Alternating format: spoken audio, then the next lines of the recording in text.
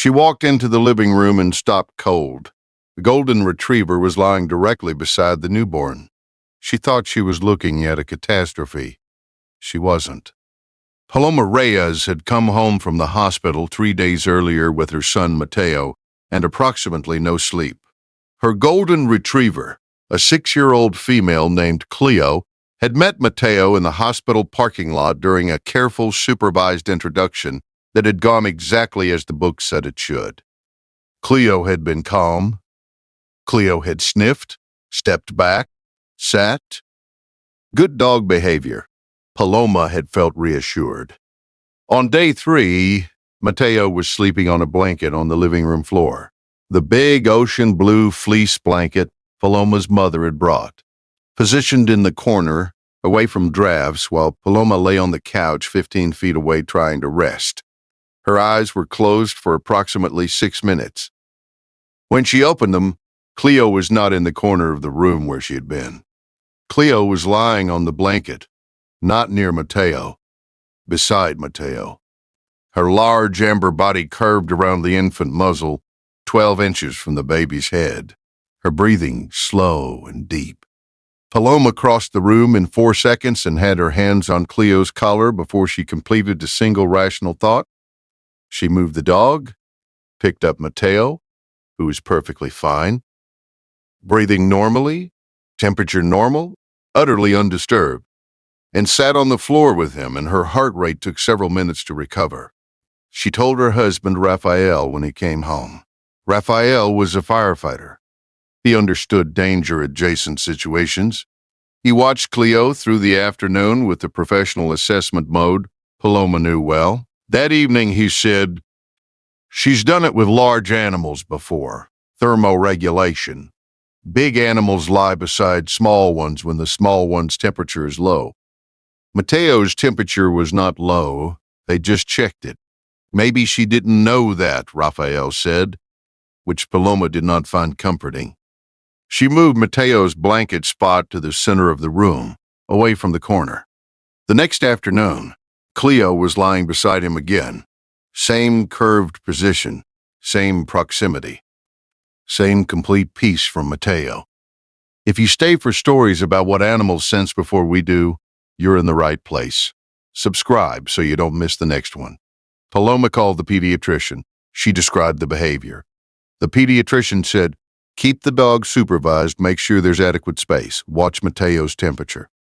Paloma hung up and looked at Cleo lying beside her 3-day-old son with the calm certainty of an animal that has made a decision and is not reconsidering it. On day 5, Mateo had his first newborn wellness check. The pediatrician noted something and then flagged it. Mateo's weight gain over the first 5 days was above average. His temperature regulation was excellent. Unusually stable, the kind of consistency more typical of a baby who had been in a temperature-controlled environment throughout. She asked Paloma about the home temperature at night. The home temperature at night had been variable. It was late autumn. The heating was unreliable. Paloma mentioned the dog. She described Cleo's position beside Mateo. She described it with some embarrassment, as an example of something she'd had to manage. The pediatrician paused. She said, "I want to refer you to a colleague. I want her to hear this directly. Dr. Annemarie Foss, neonatologist, spent 30 years studying newborn thermoregulation." She listened to Paloma's description of Cleo's behavior, and she said something that Paloma still uses when she tells this story. That dog was doing kangaroo care. Kangaroo care. The practice of holding a newborn against warm body contact to stabilize temperature, heart rate, and cortisol levels is the most evidence-backed intervention in neonatal medicine for full-term and preterm infants alike. The thermoregulation benefit from consistent warm body contact in the first days of life is measurable, significant, and persistent. Cleo's ambient body temperature was approximately 101 to 102 degrees Fahrenheit. She had been lying 12 to 18 inches from a newborn in an environment with variable ambient temperature, creating a radiant warmth zone around the infant. Has your dog ever done something you couldn't explain until it was the only thing that made sense? Tell us in the comments. These stories deserve to be heard. She had not been taught this.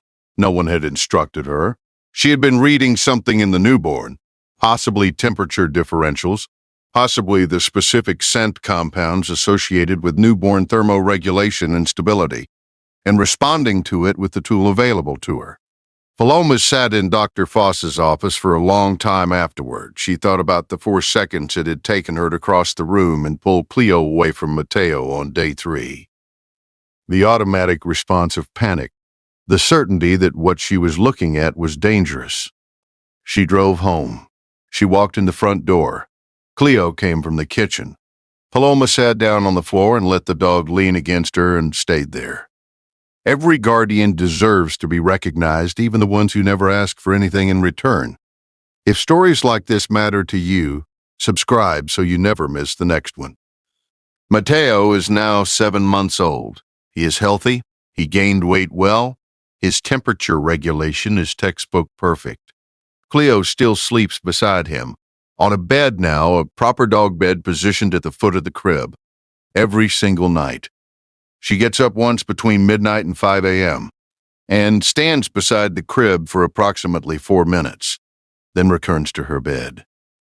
Paloma does not move her. She has not moved her once since the week at Dr. Foss's office. She has learned what the 4 seconds of panic cost her, and she has decided not to pay it again.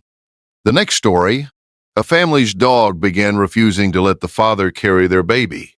The real reason why, which a specialist discovered 3 weeks later, was not about the dog at all.